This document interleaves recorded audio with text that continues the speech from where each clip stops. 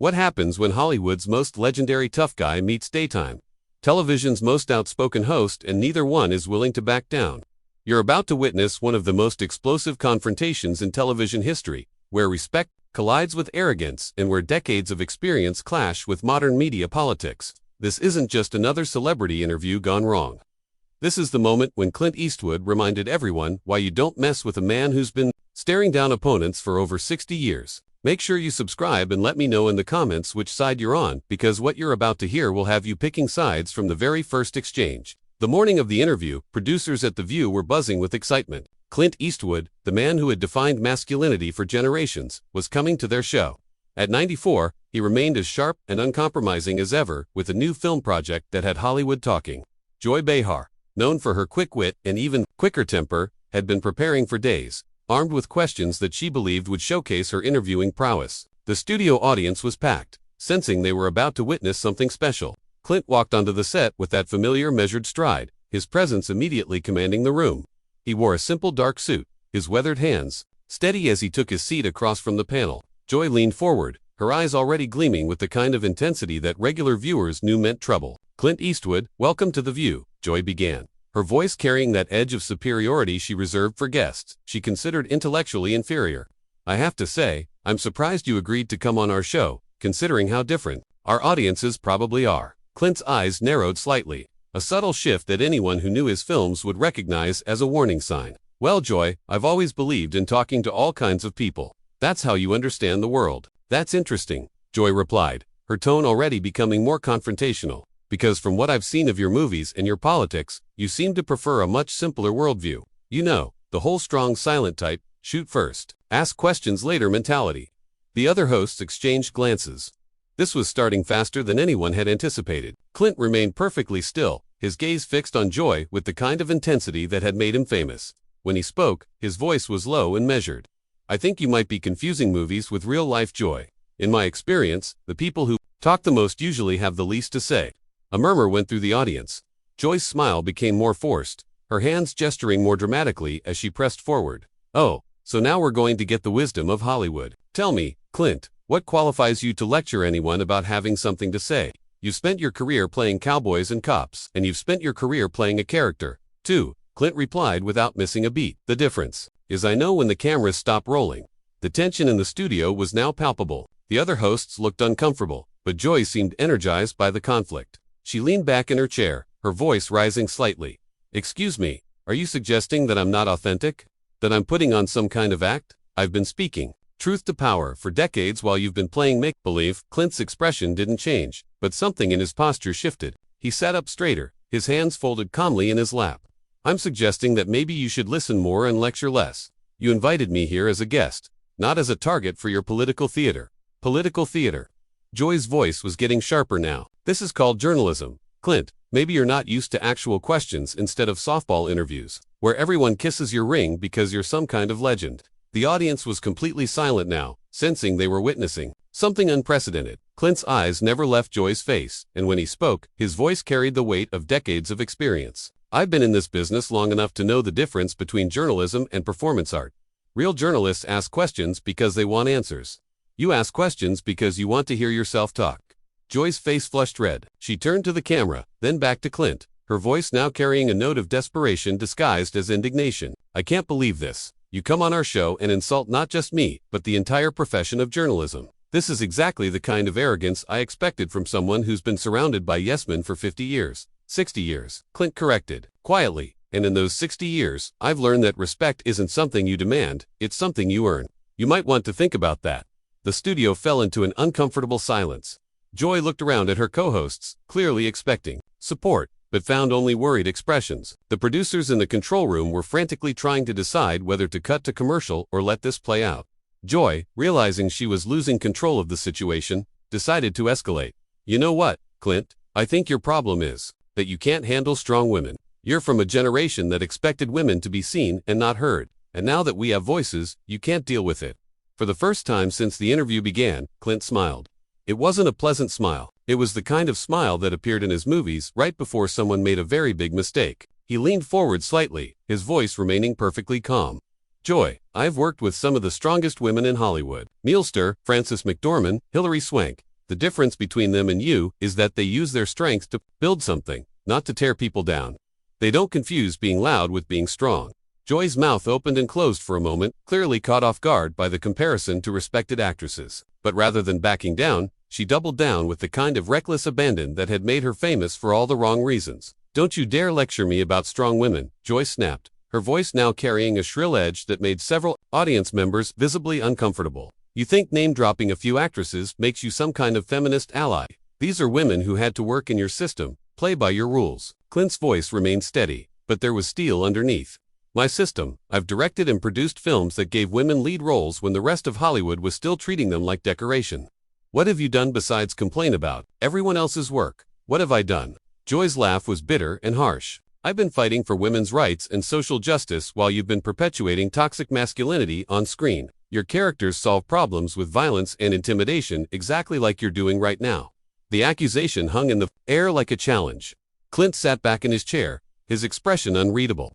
When he spoke, his voice was quieter than before, which somehow made it more menacing. "You think this is intimidation? Joy, I haven't raised my voice once. I haven't threatened anyone. I've simply responded to your questions with honesty. If that feels like intimidation to you, maybe you should ask yourself why." Joy turned to the camera, addressing the audience directly. "This is exactly what I'm talking about, folks. This is how powerful men shut down women who dare to challenge them. They use their reputation, their presence, their whole persona to make you feel small." "Nobody's making you feel small but yourself," Clint replied. "You're the one who started this conversation with insults. You're the one who's been trying to put words in my mouth since I sat down. I'm just not playing along with your game." The other hosts were looking increasingly desperate. Whoopi Goldberg finally tried to intervene. "Maybe we should talk about Clint's new project, the reason he's actually here today." But Joy wasn't finished. She had that look in her eyes that regular viewers knew meant she was about to say something she'd regret. "No, I think this is more important. I think our viewers deserve to see who Clint Eastwood really is when he's not playing a character. This is the real man behind the myth." Clint turned to look at her directly, his gaze unwavering. "You want to know who I really am? I'm someone who spent his life learning his craft, respecting his colleagues, and trying to tell stories that matter. I'm someone who believes in treating people with dignity until they prove they don't deserve it. What about you, Joy? Who are you when you're not performing outrage for the cameras?" The question hit like a physical blow. Joy's face went through a series of expressions from shock to anger to something approaching panic. She looked around the studio as if searching for an escape route, but found only the expectant faces of the audience and her increasingly uncomfortable co-hosts. "I'm someone who isn't afraid to ask the tough questions," she said. But her voice lacked its earlier conviction. "I'm someone who holds people accountable." "Accountable for what?" Clint asked. "For having different opinions than you. For not agreeing with your political views. For not being impressed by your performance. For perpetuating harmful stereotypes." Joy shot back, finding her fire again. "For making movies that glorify violence and masculine aggression. For being part of a system that kept women and minorities in secondary roles for decades." Clint nodded, slowly, as if considering her words carefully. "You know what's interesting about that accusation? It tells me you've never actually watched my films. If you had, you'd know that some of my best work has been about the cost of violence, about broken men trying to find redemption. You'd know that I've consistently cast strong female characters and actors of color in significant roles. I've seen enough," Joy replied dismissively. "I don't need to watch every single one of your movies to understand what you represent." "And there it is," Clint said, his voice carrying a note of satisfaction. "You've just admitted that you're criticizing work you haven't even bothered to examine. You're attacking me based on assumptions and stereotypes. Isn't that exactly the kind of behavior you claim to fight against?" Joy's face flushed deeper red. She was trapped by her own words, and she knew it. But instead of backing down gracefully, she chose to attack more viciously. "Don't try to turn this around on me. I know exactly what you are. You're a relic from a different era. A time when men like you could say and do whatever you wanted without consequences. Well, times have changed, and your type of masculinity is no longer welcome in civilized society." The words hung in the air like a slap. The audience gasped audibly. Even the other hosts looked shocked at the venom in Joy's voice. Clint sat perfectly still for a long moment, his expression unreadable. When he finally spoke, his voice was so quiet that everyone in the studio had to strain to hear him. "My type of masculinity.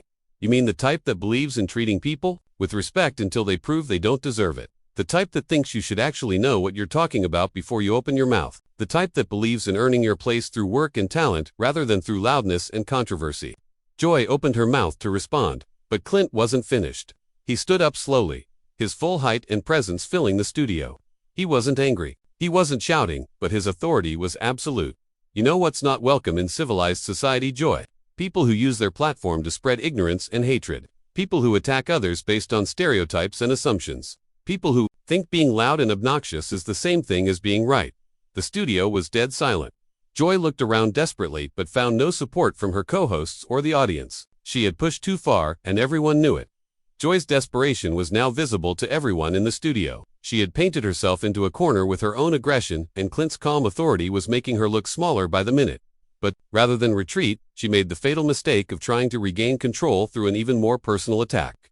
"You don't get to stand there and lecture me about hatred," Joy said, her voice cracking slightly. "You've made a career out of celebrating violence and revenge. Your movies are masturbation fantasies for angry men who want to solve their problems with guns. And now you're trying to intimidate me the same way your characters intimidate everyone else." Clint remained standing, his hands at his sides, his expression unchanged. The silence stretched for what felt like an eternity before he spoke, his voice carrying the weight of decades of experience and wisdom. "Joy, I've been making movies for over 60 years. I've worked with hundreds of actors, directors, writers, and crew members. I've never once had to raise my voice or use intimidation to get what I wanted. You know why? Because real authority doesn't come from fear. It comes from respect, and respect is earned through competence, integrity, and treating people decently." Joy's hands were shaking now, though she tried to hide it by gripping the arms of her chair. "You think standing up makes you more authoritative. You think your height and your reputation give you the right to talk down to me. I'm not talking down to you," Clint replied evenly. "I'm talking directly to you, something you seem to be having trouble handling. You've spent this entire interview trying to put me in a box, trying to make me fit your preconceived notions about who I am and what I represent, but I'm not going to play that game." The other hosts were frozen, unsure whether to intervene or let this play out. The producers in the control room were frantically trying to decide whether this was great television or a complete disaster. The audience watched in stunned silence as Joy made her next desperate move. "This is exactly what I expected," Joy said, her voice now carrying a note of hysteria. "A man who can't handle being challenged by a woman. You're so used to everyone treating you like some kind of god that you can't deal with someone who sees through your act." Clint's eyes narrowed slightly, and for a moment, everyone in the studio saw a flash of the steely determination that had made him famous. But when he spoke, his voice remained perfectly controlled. "You keep saying I can't handle being challenged, but you haven't challenged me. Joy, you've attacked me. There's a difference. A challenge involves presenting facts, asking thoughtful questions, engaging in actual dialogue. What you've done is throw accusations and insults, hoping something will stick." Joy turned to the camera again, her voice becoming more shrill. "Do you see this, folks? This is how the patriarchy works. They make you feel like you're the problem for standing up to them. They make you feel like you're being unreasonable for demanding accountability. The only person making you look unreasonable is you," Clint said quietly. "You invited me here as a guest, then spent the entire time trying to tear me down.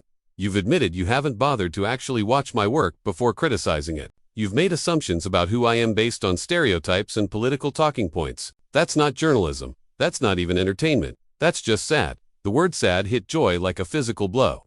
She recoiled as if she'd been slapped, her face cycling through emotions too quickly to track. When she spoke again, her voice was barely controlled. "Don't you dare call me sad. I've been fighting for social justice and women's rights for decades. I've used my platform to speak truth to power, to hold people like you accountable for the damage you've done to society." Clint sat back down slowly, his movement deliberate and measured. "You keep talking about speaking truth to power.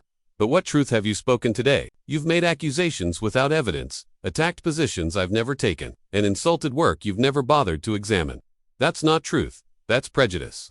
Joy's breathing was becoming more rapid, her composure completely shattered. "I don't need to watch every single one of your movies to understand what you represent. You're a symbol of everything that's wrong with masculine culture in America." "A symbol," Clint repeated thoughtfully, "not a person with thoughts and feelings and complexities, but a symbol. Something you can project your anger onto without having to deal with the reality of who I actually am. That's the problem with your entire approach, Joy. You don't see people, you see symbols and stereotypes." The accuracy of his observation was devastating. Joy looked around the studio wildly, searching for support, but found only uncomfortable faces and averted eyes. Even her most loyal co-hosts were starting to distance themselves from her behavior. "You're trying to make this about me," Joy said, her voice now desperate. "But this is about you and your responsibility as a public figure. You've influenced generations of men to believe that violence and stoicism are the solutions to life's problems." Clint leaned forward slightly, his voice taking on a paternal tone that somehow made his words even more cutting. "Joy, I've made films about the cost of violence, about broken men learning to connect with others, about the importance of community and redemption. If you had actually watched them instead of just reacting to what you think they represent, you might understand that. I've seen enough, Joyce snapped, but her voice lacked conviction now. No, you haven't, Clint replied firmly. You've seen what you wanted to see. You've filtered everything through your own biases and preconceptions. You've decided who I am based on your political agenda, not on any actual knowledge of my work or my character. Joy stood up abruptly, her chair scraping against the floor. I don't have to sit here and listen to this. This is my show, and I don't have to tolerate being lectured by someone who represents everything I've spent my career fighting against. Your show? Clint asked quietly. I thought this was called The View, not The Joy Show, but maybe that's the problem right there. The comment was perfectly timed and devastatingly accurate. Joy's face went white, then red, then white again. She looked around the studio as if seeing it for the first time, realizing that her behavior had alienated not just her guest, but her co-hosts and audience as well. You know what? Joy said, her voice now shaking with rage. I've had enough of this. You came on this show with an agenda, to make me look bad, to embarrass me in front of our audience. Well, congratulations, you've succeeded. Clint remained seated, his expression calm but firm. Joy, I came on this show to talk about my work and maybe have a pleasant conversation. You're the one who turned this into a confrontation. You're the one who made assumptions, and through accusations, I've simply responded to your behavior with honesty. Your honesty is just another form of aggression, Joy shot back, but the words sounded hollow even to her. And your aggression is just another form of insecurity, Clint replied without missing a beat. You're so threatened by anyone who doesn't immediately agree with your worldview that you attack them rather than trying to understand them. Joy turned to the producers off camera, her voice now pleading. Are we really going to let this continue? Are we really going to let him turn our show into his personal platform? But the producers were as frozen as everyone else. They were witnessing television history, and they knew it. This wasn't just an interview gone wrong. This was a masterclass in how dignity and composure could triumph over aggression and hysteria. Clint stood up again, this time moving toward the edge of the set. I think I've said everything I need to say. Joy, I hope someday you'll actually watch my films with an open mind. You might be surprised by what you find. Don't you dare walk away from me, Joy shouted, her voice now completely unhinged. We're not finished here. I'm not done with you. Clint paused and turned back to face her, his expression sad but resolute. Yes, you are. You were done the moment you decided to attack instead of engage, to assume instead of ask, to perform instead of listen. This isn't an interview anymore, it's a tantrum, and I don't participate in tantrums. With that, he began removing his microphone, his movements calm and deliberate. Joy watched in horror as she realized what was happening. Her guest, one of the most respected figures in Hollywood, was walking away from her show because of her behavior. You can't just leave, Joy said, her voice now small and desperate. This is The View. People don't just walk away from The View. Clint handed his microphone to a stunned production assistant and looked back at Joy one final time. People with self-respect do. The silence that followed was deafening. Joy stood, frozen in the middle of the set, her face a mask of humiliation and rage. The other hosts sat in stunned silence, unsure how to process what they had just witnessed. The audience watched in fascination as Clint walked calmly toward the exit, his dignity intact despite everything that had been thrown at him. As he reached the edge of the set, Clint paused and turned back to the camera, addressing the audience directly for the first time. To anyone watching this, I hope you'll remember that real strength isn't about being the loudest voice in the room. It's about knowing who you are and standing by your principles even when someone tries to tear you down. Thank you for your time. And with that, he walked off the set, leaving behind a studio in chaos and a host whose reputation would never recover from the confrontation she had initiated and lost so completely. Joy remained standing in the middle of the set, her mouth opening and closing like a fish out of water as the full impact of what had just happened began to sink in. She had invited a legend onto her show and had managed to make herself look small, petty, and unprofessional in comparison. The man she had tried to diminish had instead revealed her own character flaws for all the world to see. That's the power of true dignity under fire. Folks, sometimes the most devastating response to aggression isn't to fight back, but to simply refuse to participate in the game. Clint Eastwood reminded us all that real strength doesn't need to prove itself through loud voices or personal attacks. It speaks for itself through actions, character, and the simple refusal to be dragged down to someone else's level. What did you think of this confrontation? Did Joy get what she deserved, or did Clint go too far? Let me know in the comments below.